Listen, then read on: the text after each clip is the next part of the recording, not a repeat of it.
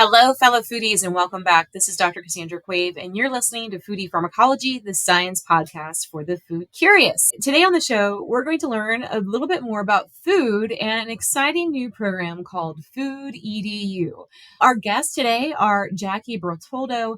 She is Senior Curriculum Manager for Food EDU at the American Heart Association. Jackie brings over a decade of experience advancing experiential food systems, education, and innovative nutrition and sustainability programs in higher education, healthcare, and business. Prior to joining Food EDU, Jackie was Senior Associate Director of Nutrition and Food Choice Architecture at Stanford University, where she also teaches a course on food and nutrition for lifelong health. Our other guest today is Kevin Cody. Kevin is Senior Program Manager for Food EDU and a Good Food Fellows at the American Heart Association. As an educator, Kevin's work is inspired by commitments to improve farmer livelihoods and food system sustainability through innovative interdisciplinary approaches to teaching and learning. Prior to his role with American Heart Association, Kevin served as the Cunningham Professor of the Practice in Food Systems at Tufts University, teaching courses on agroecology and food systems that integrated his work training new and beginning farmers with new entry sustainable farming projects. I'm so excited to have you both on the show. Thank you so much for coming. Thank you. Thank you. So Happy to be here.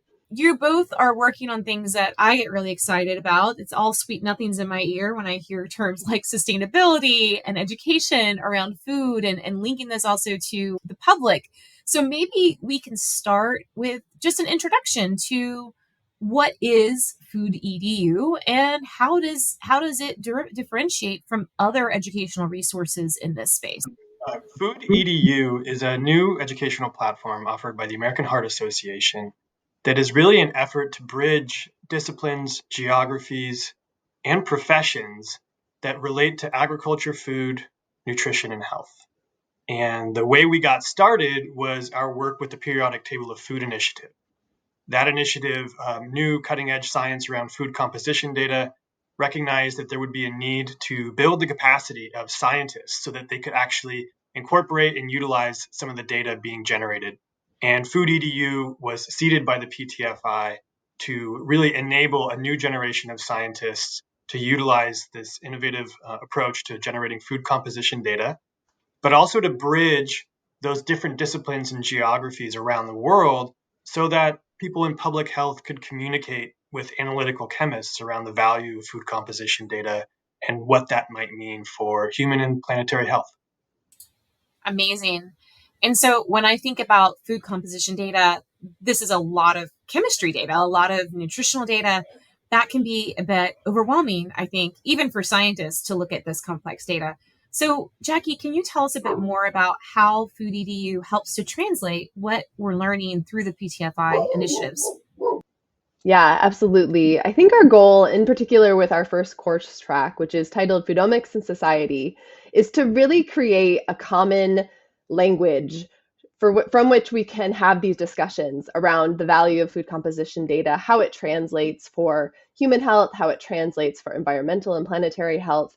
And so we have a very diverse audience, and we have to make sure that the way that we're communicating these efforts is exciting, engaging, approachable. And so I think we've taken a really creative approach to the way we've designed our educational offerings.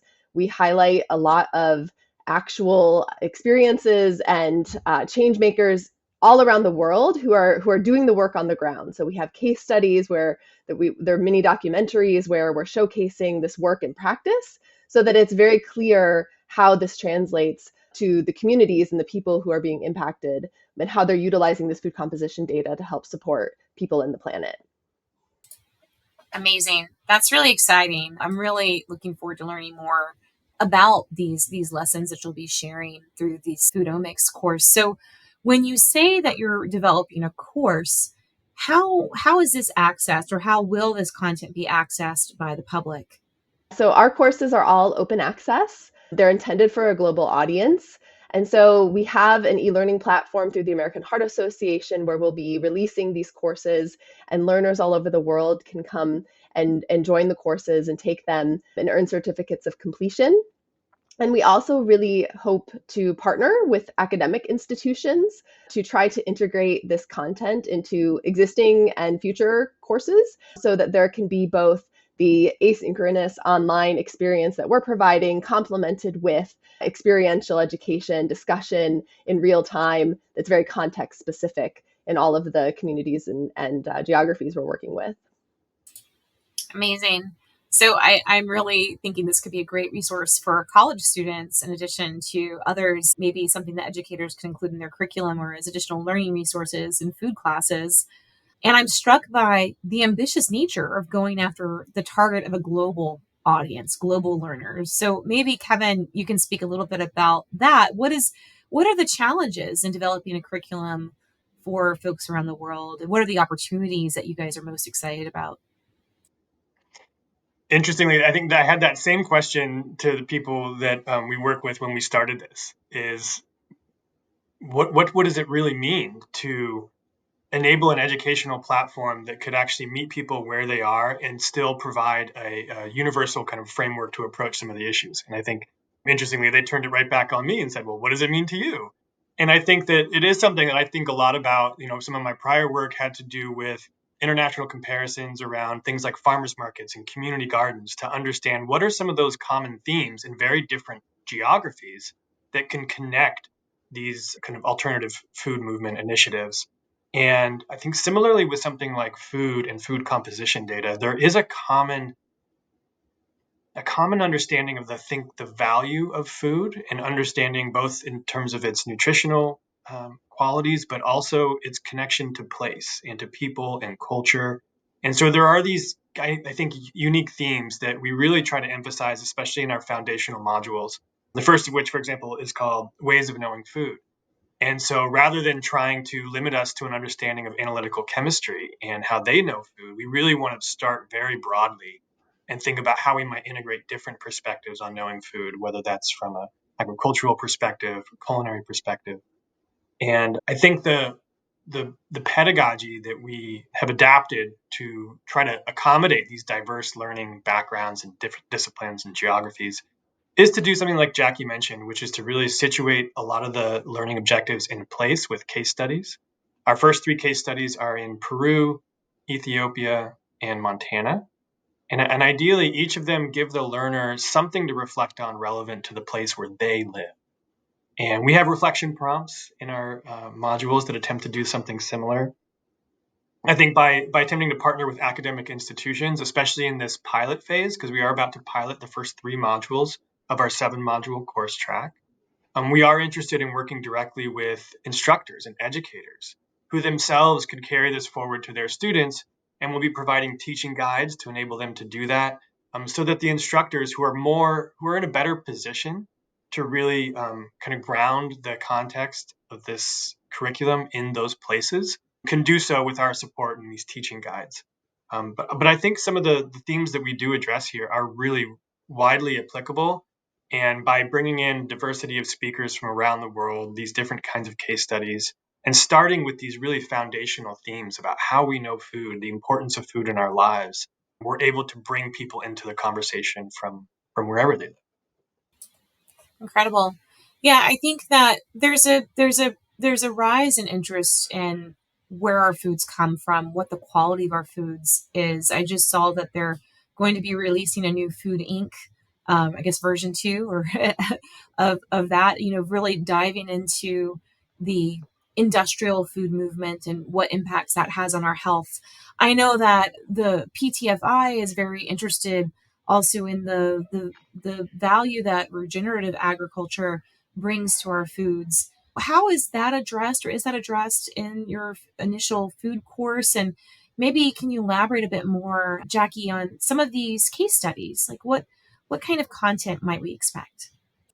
Yeah, in fact, one of the first case studies that Kevin mentioned, our case study in Montana, is around a data-driven revolution for regenerative farming, and that module focuses on the need for data to help capitalize on the work that is happening around the world around these regenerative farming practices. How do we translate that into policies and practices that are going to really be sustained and be able to grow and amplify this work. And so the case study in Montana is looking at the Thousand Farms Initiative that's based in South Dakota, and they are undergoing a very ambitious project to collect all sorts of data around regenerative farming practices. And so they're looking at farms at different stages of regenerative practices, and they're looking at food composition, but also at things like yields and diversity of animals and insects in that ecosystem. So when we think about the different ways of knowing food or the different ways that we can approach these problems, and we think about regenerative agriculture specifically, the food composition piece is a really compelling story to tell, right? That actually the nutritiousness of our food has been declining over this last several centuries. And how could regenerative farming be something that could help reverse that trend? And then looking at, more broadly, all of the benefits of regenerative farming, how it impacts these communities. And we have a wonderful farmer who is talking about his path to regenerative practices. And it really makes it very engaging for the learner to see these things in practice and what it means to these communities for, making this transition for regenerative agriculture, for the communities, for human health, and for planetary health.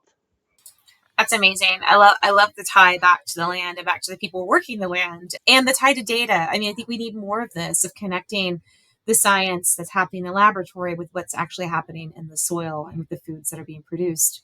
And speaking of scientists, I wanted to ask you if you could elaborate maybe a bit on this Good Food Fellows concept. What does that refer to, and how does that kind of fall within the dynamic of Food EDU? The Good Food Fellows program is part of Food EDU and was developed similarly by folks from within the Periodic Table of Food Initiative that recognized that there was going to be a need to enhance the capacity of scientists around the world to do the work. And I think Food EDU in our first course track, Foodomics and Society, provides a broad foundation for a range of disciplines. And the Good Food Fellows program provides more in-depth trainings then on different omics technologies specific to the PTFI, what conducting research around food composition data might look like when you're doing it with communities. So the PTFI helped inform some of the training modules that we're developing for the Good Food Fellows program. So in effect, it's kind of a next level approach to building the capacity of scientists around the world to engage in this kind of research. We're also funding fellowships in the form of research fellowships to 38 individuals around the world and 6 centers of excellence. And these are centers that have been selected to help pioneer the work of PTFI.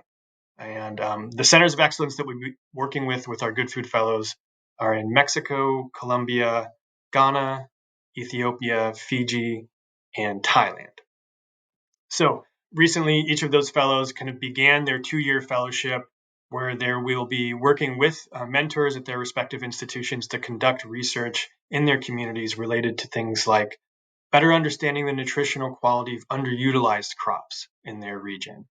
And also how, for example, conventional milk might look different underneath that microscope, for example, than organic milk.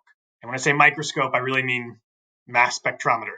But I think that the idea is that they're doing a kind of fine-tuned analyses of different crops to better understand their nutritional qualities and using that information to feed back into the food supply system, whether that's in product development or in public health, for example. We have another project in Colombia that's really looking about how better understanding the nutritional quality of food can lead to policies that help reduce and prevent diabetes in a certain community near the university called Javeriana University.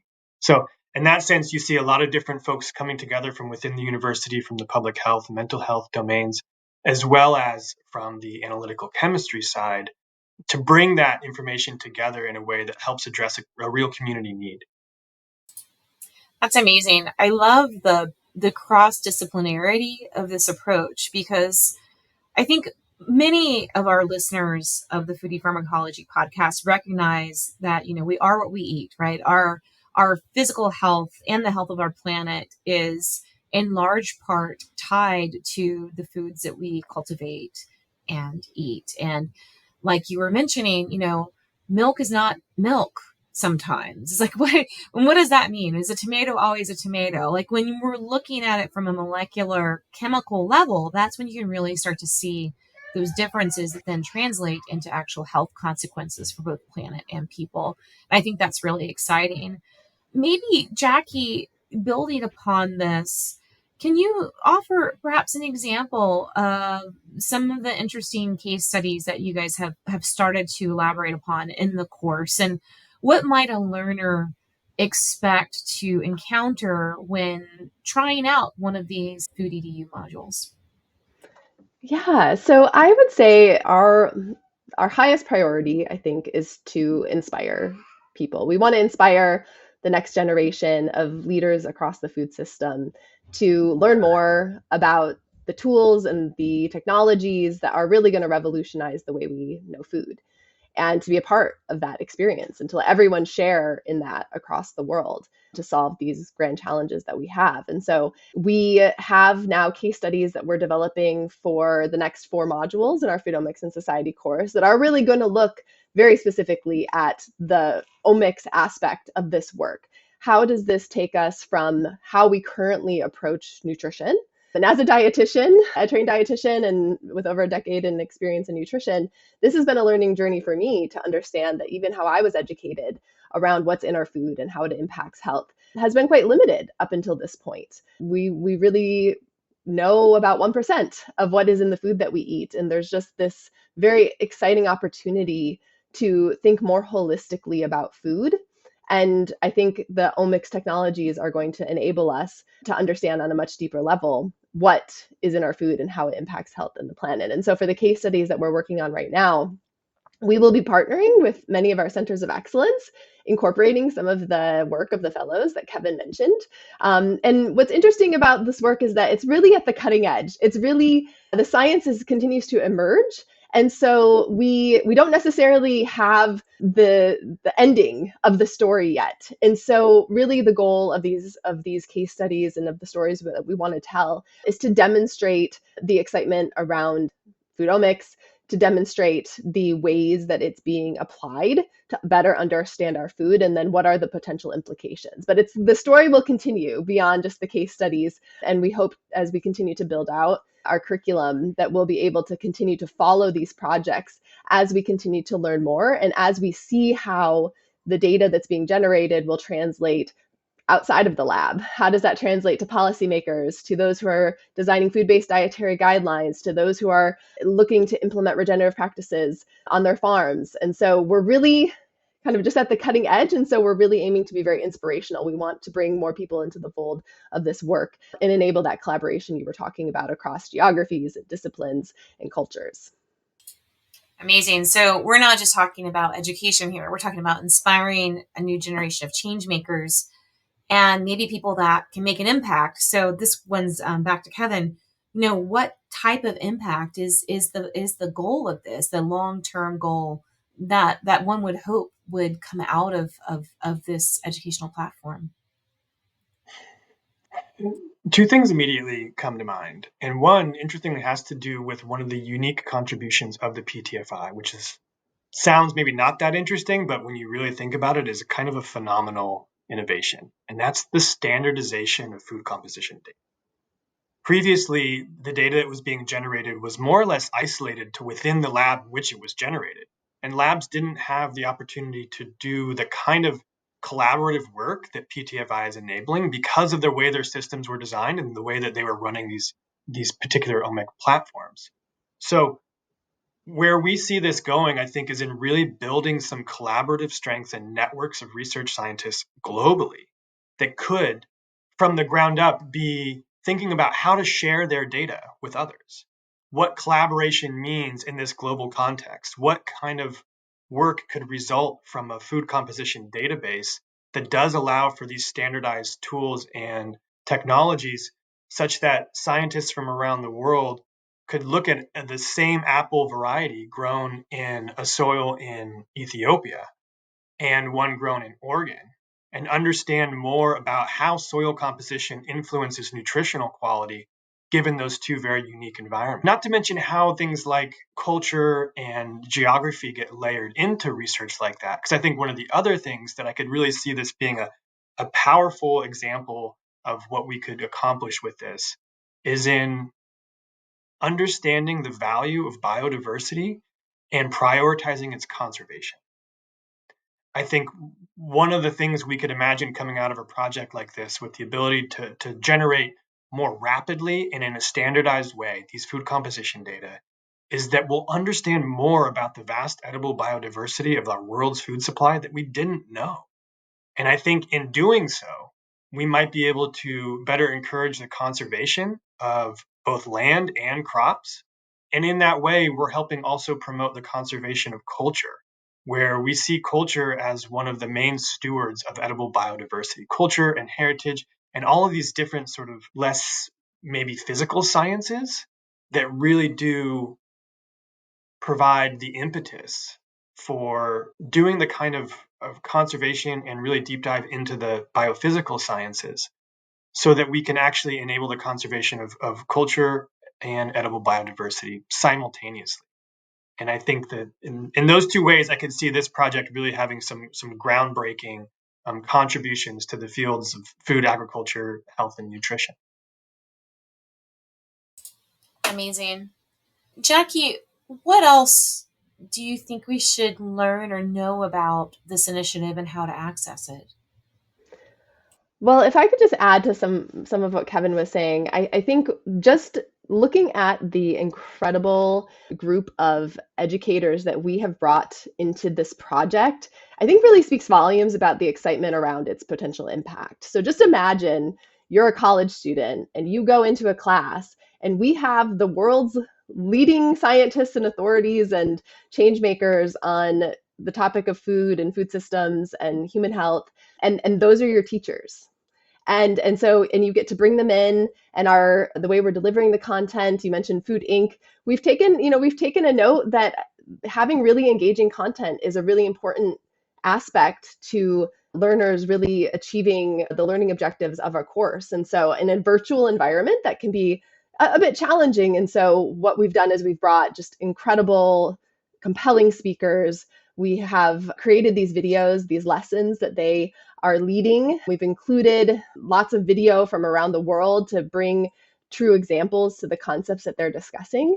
And so it's a really, in addition, to thinking about the potential impacts of the science and the way that we think about food, I think just being able to offer the best of education and knowledge, open access, really democratizing education for those around the world to have access to these incredible speakers, these incredible sources of knowledge, is also going to be really transformative in itself. No, that's such a great point, because that was another question I wanted to ask about, like, are there fees to register for these courses? And, who do you bring to teach these seminal topics on food? And that's really exciting. I really like the idea of it. Are there any plans for multilingual versions of any of the courses, or what's the plan there for release? Yeah, so the courses are going to initially be available in English, although we do have in some of our case studies, we want to really demonstrate the local languages, and so we have subtitles as well. So the initial courses will be in English, and I think that's one of the things on the technology side that we're working with the American Heart Association to understand how we can bring this content and translate it into other languages across the world. And so I think we have English and Spanish is available through the initial course offerings, but we're looking at, particularly like with subtitles, that is a really easy way to translate some of the content and make it more accessible to those who maybe don't speak English. So initially English, but we definitely have our eye on expanding the number of languages that it's offered in. Amazing. And so one other question I had is, when we're thinking about the types of learners, and you're looking at students, but are you also thinking about capturing farmers? Like, what's your ideal scenario for a dialogue amongst people taking these courses? Like, what would you hope to come out of this?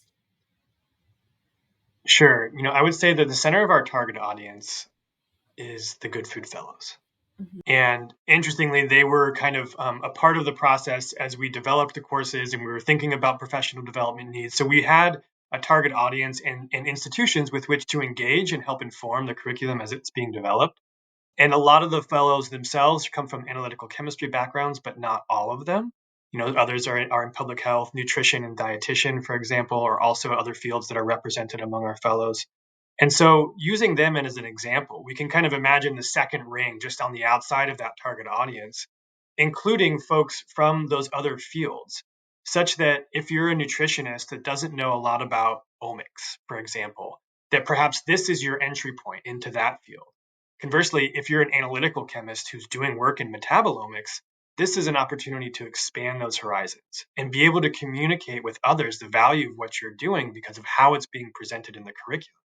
So it's to inspire and insights into how you might communicate the value of your food composition data with somebody who's working in policy on dietary guidelines, for example.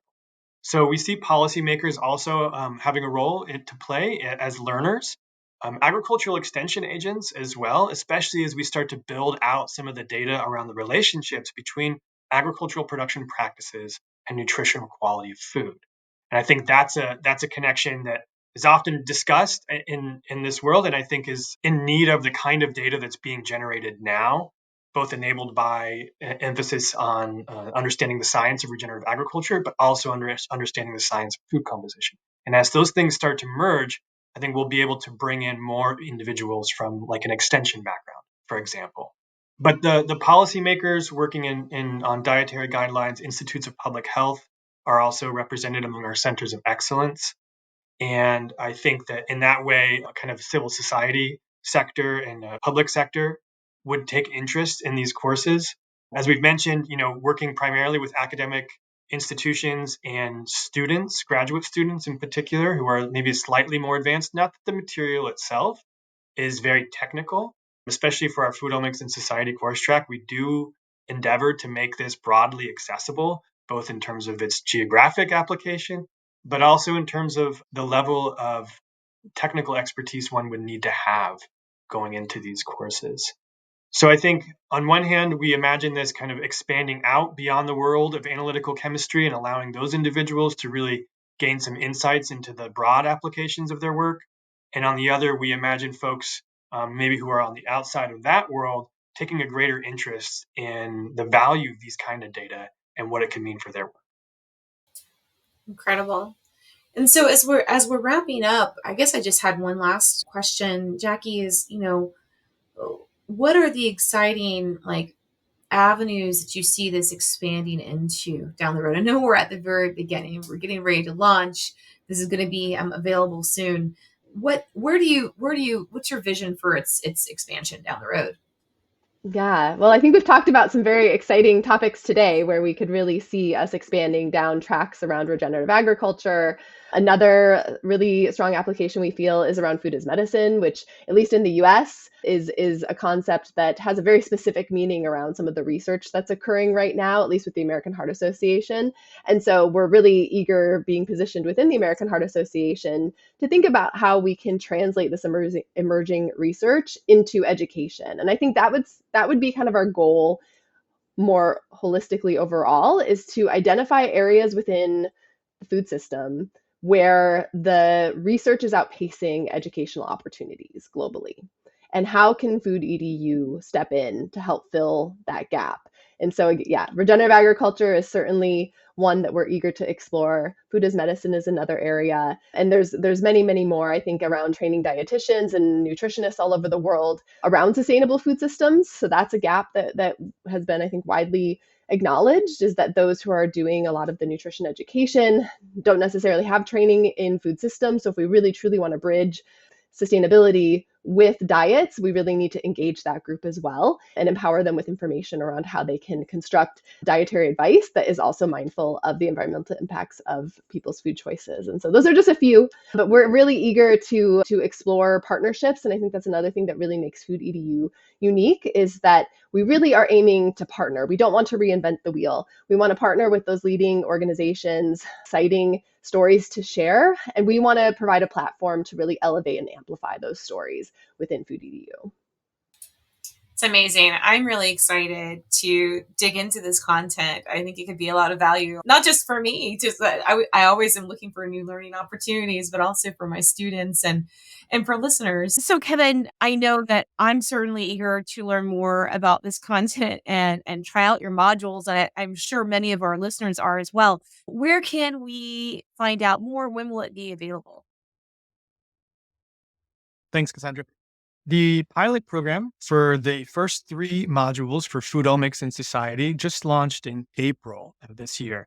And so if you are interested in participating in that pilot, where you'll be providing some feedback and survey, possibly participating in a focus group, things like that, to help inform both the content and functionality of these courses and also those that we're continuing to develop, folks can reach out to foodedu@heart.org. So the email address that they can contact is foodedu@heart.org. And we'll be happy to get back to them with how they could participate in this pilot. The full course track, which will be available to all users, will come in summer of 2025. And so those will be 7 full modules with a lot more detailed information on foodomics and its broad range of applications for human and planetary health. Amazing. Well, I definitely want to sign up. And again, it's Food EDU at Heart, like the American Heart Association. Is that what you mean? Yes. HEART.org. Fantastic. Well, thank you both so much for coming on the show. I am really excited about this initiative, and I think it's going to really inspire a lot of learners. And a lot of folks are just interested in understanding these dynamics, how our food and health and planet are all connected. So thanks so much for the work that you're doing on this project. Thank you, Cassandra. Yeah. Thank you. You've been listening to Foodie Pharmacology, the science podcast for the food curious, recorded for you today on Squadcast. I want to give a big shout out of thanks to our producers, to Rob Cohen and Christine Roth of Co-Conspiracy Entertainment, for bringing you a great show each and every week. If you'd like to learn more about our program, you can head over to our website at foodiepharmacology.com. And that's foodie with an IE. You can also check out the full video version of this show and others at our YouTube channel at Teach Ethnobotany. All those links are available on our main website at foodiepharmacology.com. And last but not least, I need some coffee, friends. Please buy me a coffee. You can do that at Buy Me a Coffee. That link is also on our website. And those funds help us keep the show coming to you each and every week. Thanks so much for listening. Stay healthy out there, and I'll see you next time. This Foodie Pharmacology podcast is part of a special series co-designed with the Periodic Table of Food Initiative, also known as the PTFI. The views and opinions in this podcast are those of the presenters and represent the synthesis of science. The PTFI is a program of RF Catalytic Capital managed by a collaborative team at the American Heart Association and the Alliance of Bioversity, CIAT, that seeks to advance our fundamental understanding of food composition by providing tools, data, and training to scientists across the globe so they can better characterize the quality of the world's edible biodiversity. The PTFI's ultimate goal is to advance data driven solutions in the food sector for the health of people and the planet. Funding for the PTFI is provided by the Rockefeller Foundation, the Foundation for Food and Agricultural Research, C. Rave Foundation, Fourfold Foundation, and Atria Health Collaborative.